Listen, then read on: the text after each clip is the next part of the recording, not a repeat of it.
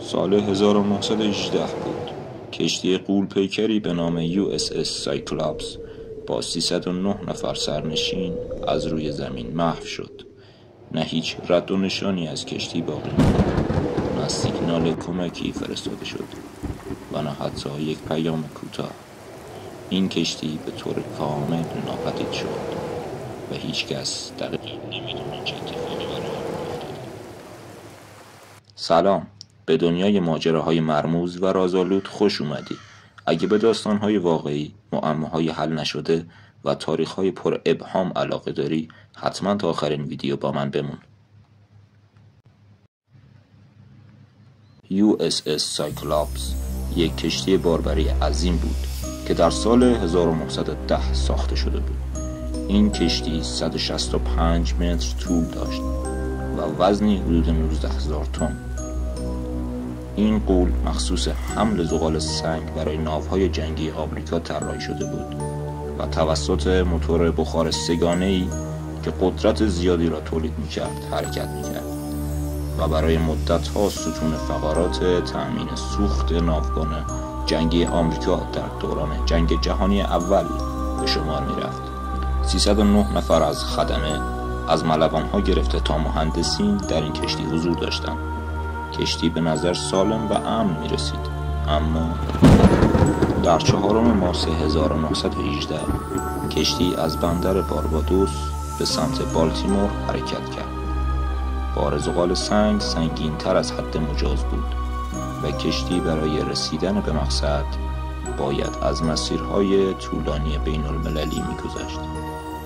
کشتی با آرامش حرکت کرد، اما پس از اون در نهایت از روی زمین محو شد.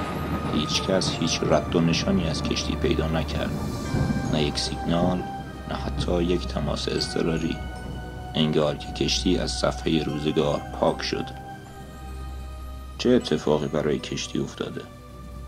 در مورد ناپدید شدن این کشتی 4 نظریه اصلی وجود داره.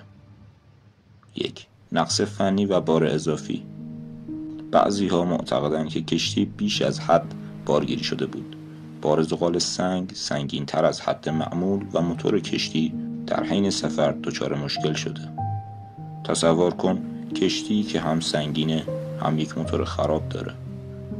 احتمال اینکه کشتی به دلیل مشکلات فنی غرق شده باشه وجود داره، اما هیچ لاشه‌ای از کشتی پیدا نشد. 2.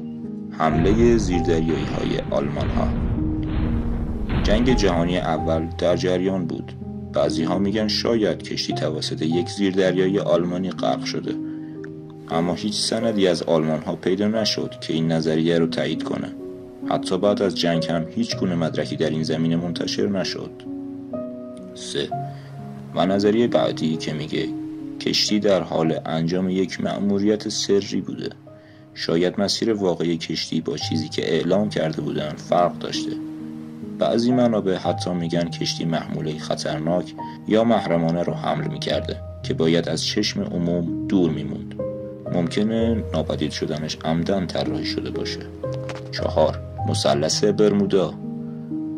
حتما اسم این مثلث به گوشتون خورده و در نهایت معروف ترین نظریه در رابطه با همینه. مثلث برمودا، منطقه‌ای که کشتی در اون ناپدید شد. این منطقه به خاطر ناپدید شدن کشتی‌ها و هواپیماها شهرت داره. بعضی‌ها معتقدن که مثلث برمودا اختلالات مغناطیسی به وجود میاره و بعضی‌ها از پدیده‌های فراتبیعی و موجودات فضایی صحبت میکنن. اما تا امروز هیچ مدرک علمی قطعی برای این موضوع پیدا نشده. با این حال حتی بر اساس گزارش‌های تاریخی مثلث برمودا ناحیه‌ایه که کشتی‌ها و هواپیماها به طور مرموزی در اون ناپدید میشن و در نهایت با وجود تلاش‌های فراوان برای پیدا کردن کشتی هیچ رد و نشانی از کشتی USS سایکلاپس پیدا نشد. نه لاشه‌ای از کشتی، نه حتی یک قطعه کوچک از آن.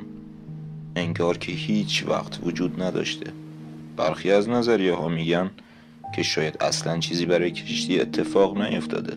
ممکنه کشتی ناپدید شده چون اصلا نباید پیدا میشد. خب حالا نوبت شماست. چی فکر میکنین؟